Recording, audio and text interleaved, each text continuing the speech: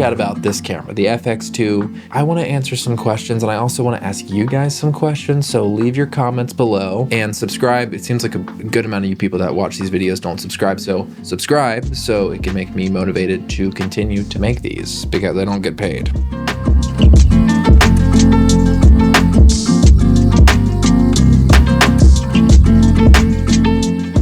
So with all this test footage that you're seeing, I actually am switching between a few different camera settings.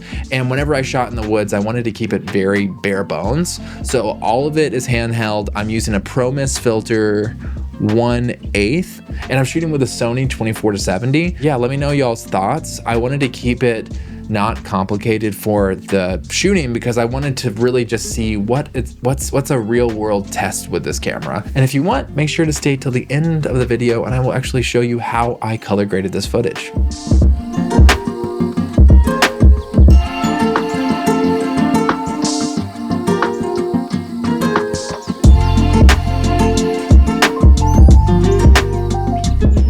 There's a lot of things that I could say about this camera in particular. I do really enjoy the fact that it is a hybrid camera, so you can easily flop between shooting photos and videos, and this camera is going to match your cinema line of Sony cameras. For instance, the FX30, the FX3, the FX6, and so on.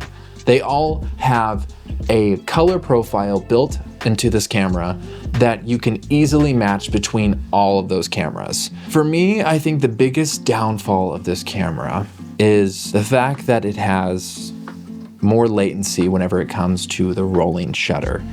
So with cameras, if you have a camera that's like a global shutter sensor, like for instance, the Red Komodo, whenever you shoot handheld, you're not gonna have as much of that wobbly, jittery feeling. And I think with the FX3, it does a pretty good job. It's definitely not as good as a global shutter camera, but out of the FX30, FX3, and FX2, that camera will have the best performance whenever you shoot handheld. Today's sponsor is MusicBed. MusicBed is an amazing resource with real artists. I actually have a lot of friends on there trying to survive in this very expensive world. And if you guys want to try it out, hit my link below and you're going to get 14 free days.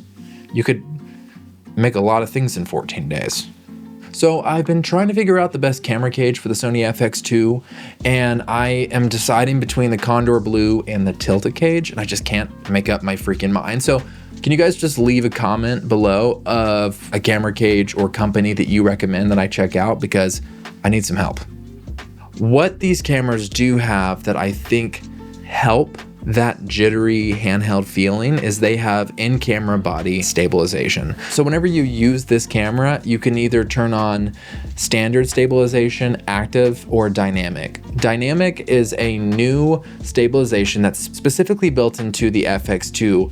Whenever you are shooting in that stabilization setting, it's going to crop into the image, but you're going to not see as much handheld movement if you are shooting handheld. It's a setting that's really interesting because, you know, you are going to lose a little bit of resolution and it will crop into the image, but you are gaining an image that's going to be closer to your subject. So whenever I shot this deer, for instance, I actually put it in that dynamic stabilization because I wanted to be closer to my subject, and it's actually not in the FX3 or FX30. So that's another thing to consider. One of the plus sides to the FX2 compared to the FX30 is the fact that this camera has a full frame sensor. You can see here's the sensor on this camera. So if you're shooting with a full frame sensor, you're gonna have more depth separation between your subject and the background. One thing that you can do to try to counteract that is you can use lenses that are a higher focal length, like a 50mm, 85mm and above, and that will help you have more separation between the foreground and the background. But for me, I love shooting wide. I'm very much a wide shooter, so I didn't want to lose the option of having that separation between the foreground and background.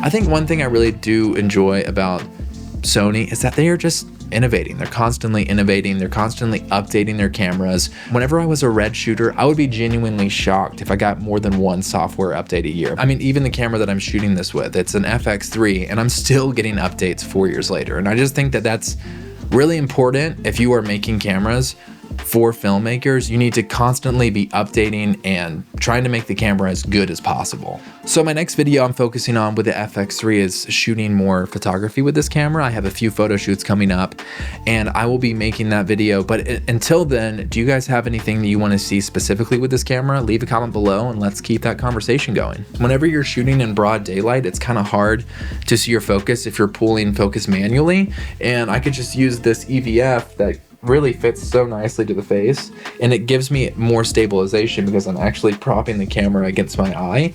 It just makes it very easy to shoot in broad daylight.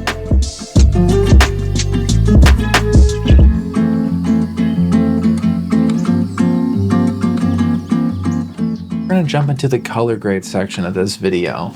Whenever I'm color grading, I try to keep it simple. I don't want to build too many nodes because I will get lost in the sauce. So I will just run through a few things that I'm doing. And honestly, my process kind of changes from video to video, but I try to keep it relatively consistent. That way my videos all don't look super different from each other. I like to label them whenever I am making a node tree. If you hit Option S, you can actually make a new node. I use that hotkey literally all the time. So my first node is my light, which is essentially just changing my exposure, my gamma, and my gain. So if I go here, I can adjust that. So I like to change my exposure first, and then from there I make a new node, and this is my color node. And this is just things that I will be changing within the wheels here. So I can drag this around, and you can see I'm doing some color changes. I don't like to do more than one thing on a node. It's just my preference. And then the third node that I will add is the Rec 709 conversion LUT. So I usually will add this, I'll make the nodes and I'll label them, and I will start with the Rec 709, and after I add that Rec 709, I'll go back to my light and my color, and from there I will adjust those.